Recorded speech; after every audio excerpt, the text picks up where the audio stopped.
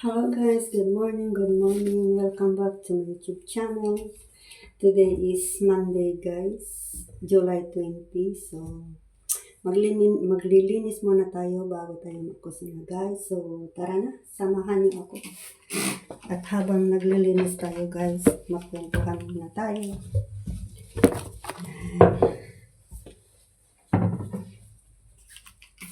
Konting linis-linis lang guys. At pasensya na po kayo kung dalawang klase lang yung damit kong nakikita nyo kasi pag naglilinis ako, ito ang gamit ko guys. Pag nagkusina ako, yung light blue ang gamit ko para hindi madumihan yung damit natin at mas presentable sa mga tao kung may bisita. So, ito muna ang damit ko. Pagkatapos ko na maglinis guys, lahat-lahat. Tsaka na ako maglinis yung pang daily work ko. Kasi, pag naglilinis ka guys, hindi mo iwasan yung malagyan ng gamit mo ng Clorox. At saka pag nagluluto naman ako, hindi mo naman talaga maiwasan na malagyan ang gamit mo yung mga seasoning. Lalo na yung mga mantika. Kasi yung mantika dito guys ay makapit. Kapit na kapit sa damit. Ang hirap tanggalin. Kahit tanggalin mo, hindi pa rin maaalis. Kaya, kung makikita yun na dalawang klase lang yung sinusuot ko sa pag-vlog, yun ay sinasadya ko lagi. Pero pag natapos ko naman lahat ng trabaho ko, ay nagpalit na naman ako.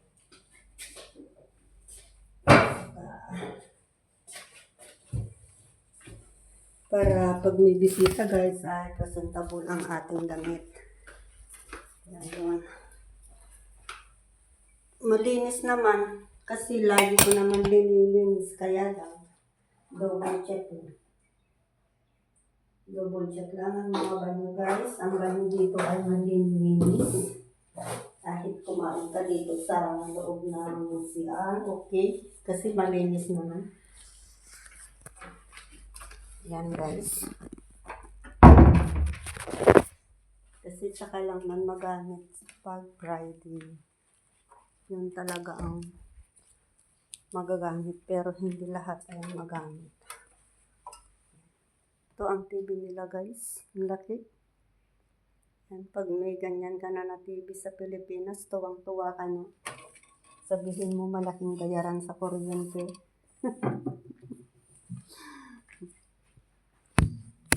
So, punas-punas lang tayo guys. At medyo hirap ako ngayon maglinis dahil nasira yung vacuum. Kaya grinabras ko muna yung sahig.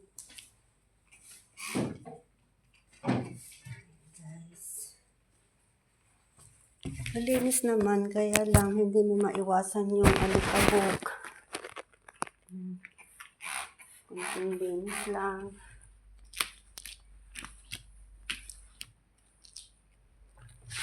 Pag natapos naman ito guys, ay maglilista tayo ng grocery kasi araw ng grocery ngayon. Yeah. Mamaya maglilista naman tayo, magiging sekretary naman tayo. Tapusin ko muna ito guys para makonsentrate ko kung ano ang wala. Bibilhin nila.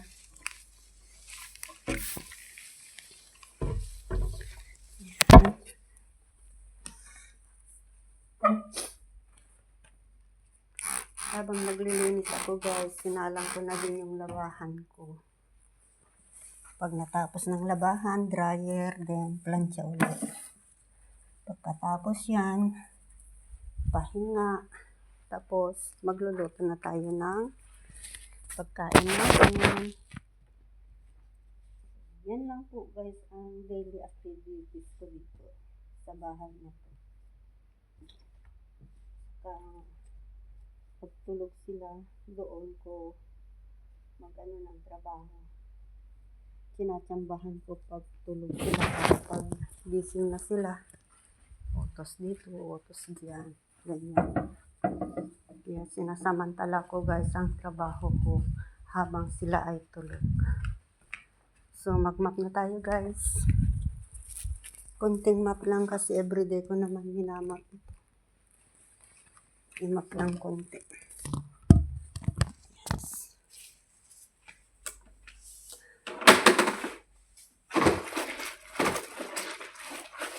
Ang ganda itong map ko guys.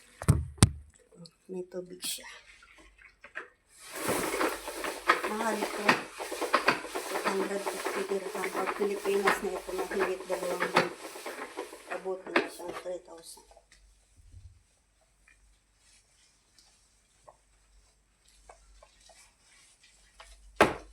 May sarili siyang bigat.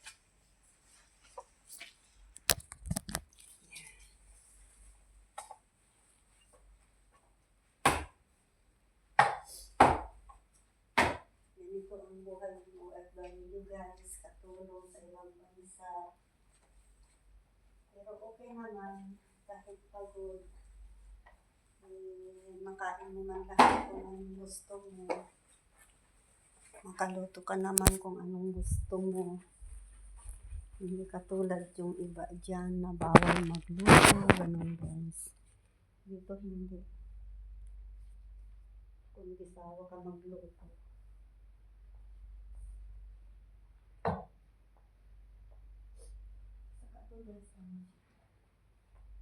Dito kasi kinakain nila ngayon mga barkani, magkibus.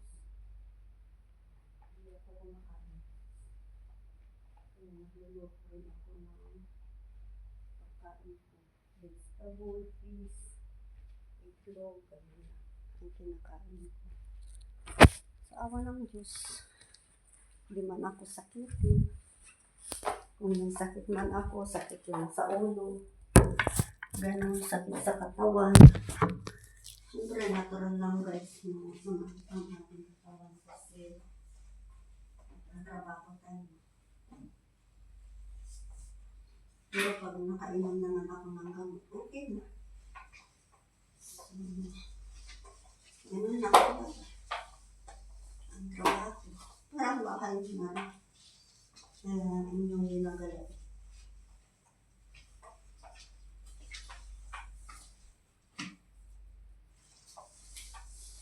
Yan guys, natapos na tayo. Punta na tayo sa labahan mamaya. At tignan natin kung okay na yung nilaban natin. Sa dryer natin. Pagtapos ng dryer, plancha ulit. Ayan guys. Para mas madaling matapos ang trabaho.